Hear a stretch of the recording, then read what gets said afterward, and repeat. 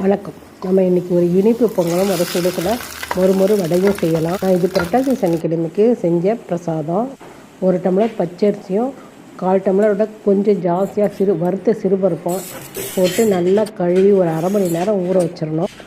நல்லா கொதிக்கிற தண்ணியில் இந்த நம்ம கழுவி வச்சுருக்க அரிசியை போட்டு நல்லா 3/4 பாகம் குழைய வேக விடணும்.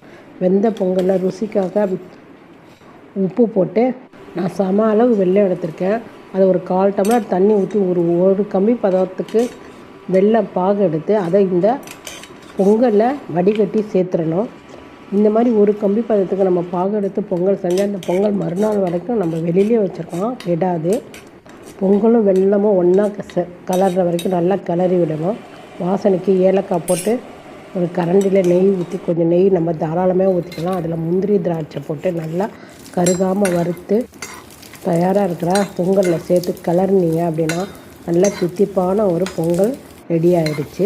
ஒரு 150 உளுந்தை நல்லா கழுவிட்டு அரை மணி நேரம் வெளியில் ஊற வச்சு அரை மணி நேரம் ஃப்ரிட்ஜில் ஊற வச்சு எடுத்து காரத்துக்கு இஞ்சி பச்சை மிளகாய் போட்டு அதில் உளுந்தை போட்டு முதல்ல பல்ஸ் ஒரு 4 தடவை கொடுத்துட்டு அதுக்கப்புறமே நம்ம இதை நைஸாக அரைக்கணும். தேவைன்னா ஃப்ரிட்ஜு தண்ணி லேசாக தெளித்து அரைச்சி இதில் மிளகு, ஜீரகம், உப்பு, கருவேப்பிலை போட்டு நல்லா கையால் அடித்து கிளறணும். எண்ணெயை காய வச்சு மீடியமான சூட்லேயே இந்த வடையை தட்டி போட்டு எடுத்தீங்க அப்படின்னா நல்லா மொறுமொறுப்பான ஒரு வடை நமக்கு கிடச்சிடும். இந்த மாவு மீந்து போனால் ஃப்ரிட்ஜில் வச்சுருந்து நம்ம 2 நாள் வரைக்கும் அதை வச்சுருந்து சொல்லலாம்.